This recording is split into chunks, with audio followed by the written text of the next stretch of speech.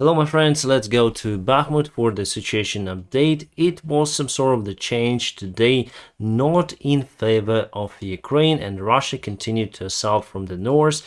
Today the gray area rose a bit, and also Russia starts to move from the south part over here, which is kind of tricky because here they're not far away from the central part of the Bakhmut city. Let's measure the distance to the central part, so it's around 1.3 kilometers, really nothing for the modern day war. So potentially Russians now can use even the sniper rifles for their assaults, but also we have Ukrainian snipers in the central part of the city. As you can see on this place over here, this is the total gray area, so we're not sure who is controlling this stuff. And I told you before that there's the great possibility that Russia would take control over this territory, and now we can see day by day that they're taking the parts, the small parts, but they take it. And let's go to the timeline. So before, yesterday it was like that, and today it's like that. So they moved over here, they moved over here in a gray zone a little bit, and also from this place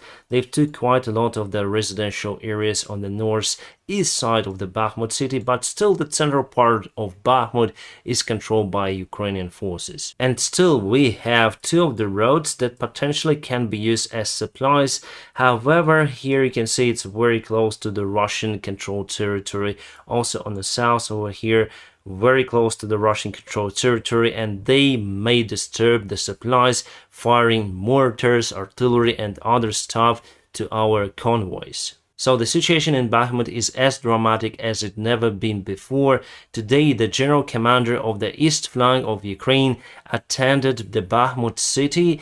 He met again with the local commanders in the headquarters of Bakhmut, and we don't know the outcome so far, but it's great that the chief commander visiting the place. Also today, one of the most capable air surveillance units of Ukrainian army, Vladimir Madara, got the order to leave Bakhmut. And the commander of the unit, Madar himself, today said in a social media that he cannot spread the information about their next location. Vladimir Madara is a very successful unit. They were in Solidar before and provided the detailed information to our artillery, and that is how we caused the Russians severe losses.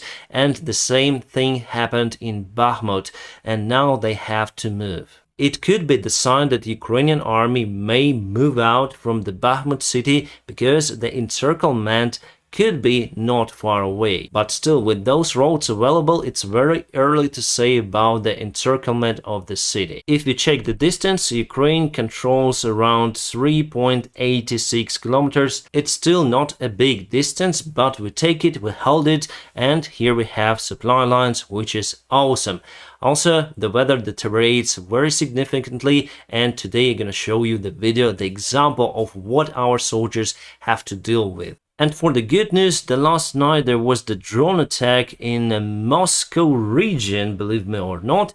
There is the Kolomna city over here, which is famous because there are many of the military facilities and factories that made precise equipment for the caliber rockets, for Iskanders and many more. Even though locals filmed and reported the explosions, Russian officials say that they cannot identify the epicenter of the explosion. It was quite huge. And around 3 days ago, the remains of the Ukrainian drone were found near to Kolomna city. It means that it could be the potential target for the Ukrainian drone assault. And I would say that it's very far from the Ukrainian borders. Yes, my friends, I have a very poor internet over here. I have to move from my previous place temporary, I hope, and soon I'm gonna return to my house. But yes, it's really far away from the Ukrainian border, very close to Moscow. And I would say that Russia is quite vulnerable for the drone attack, so this is the second drone flight on Ilyushin 76, the A50 AVAX modification. So you can see the similar flight, and this is the airplane, and this drone just landed on the top of the airplane, and it claimed to be exploded this time. So this could be the drone attack, and the one you saw in my yesterday's video was a surveillance mission, and this one was attack mission on this particular radar over here. So there's the landing, The drone lands, and finally the video stops upon the drone landing. But I could have created this on montage. I mean to put this some sort of the distortion screen, but the video could be recorded on remote or Google's, wherever, depends on modification of the FPV drone. Also, the main thing that partially confirms that airplane sustained some of the damage to its radars, that airplane flown to the repair facility from Mechulshi airfield. And today Russia lost their Sukhoi Su-34, which they mostly use as the bomber, the frontal tactical bomber, and it was shot down near to Yunakovo, and we even have some sort of the video. I hope we'll have good internet. So this is the airplane flying. You can see the trace of missile, and our forces, Ukrainian air defense, confirmed that they shot down this airplane. Russia reported it to be the friendly fire. The United States of America approved the new military help to Ukraine. It should be around $400 million, and that includes the HIMARS rockets.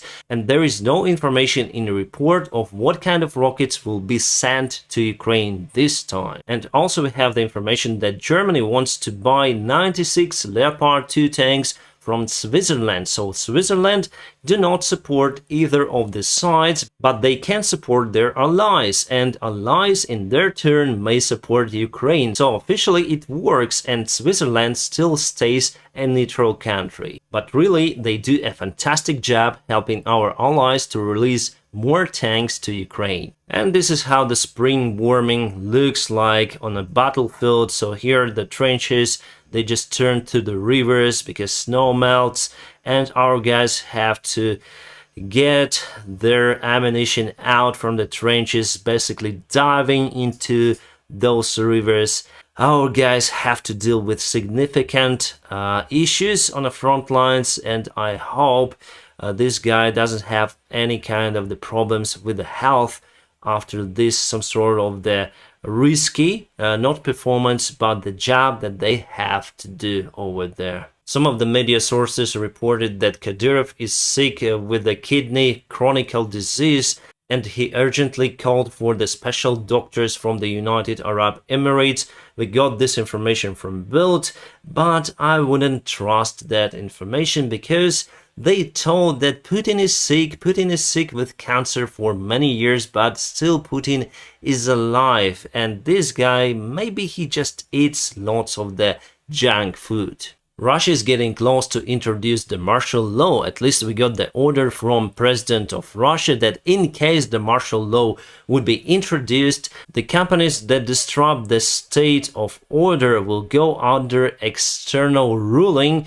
of Russian government. Basically, if they would not provide supplies for army needs or men. So there is the probability that the next step for the Russian Federation would be to introduce the martial law, close the borders, and go on a full-scale war, which they actually do. But in that case, they will do it officially. This is funny, I tried to translate it to English, and by the way, this information is available at first at my Telegram channel, my friends, so don't forget to check the link and subscribe for me over there. We have more than 118,000 subscribers on the Telegram, and I upload there more frequently. So here are the guys who complain that they're going to fight without any kind of the preparation, and as the punishment for the Russian side, they throw them to fight without any preparation. Those guys are from the specific Russian region, I forgot the name and it doesn't matter, and they complained 3 times, and the local governors say that they will not throw them to the front lines, but finally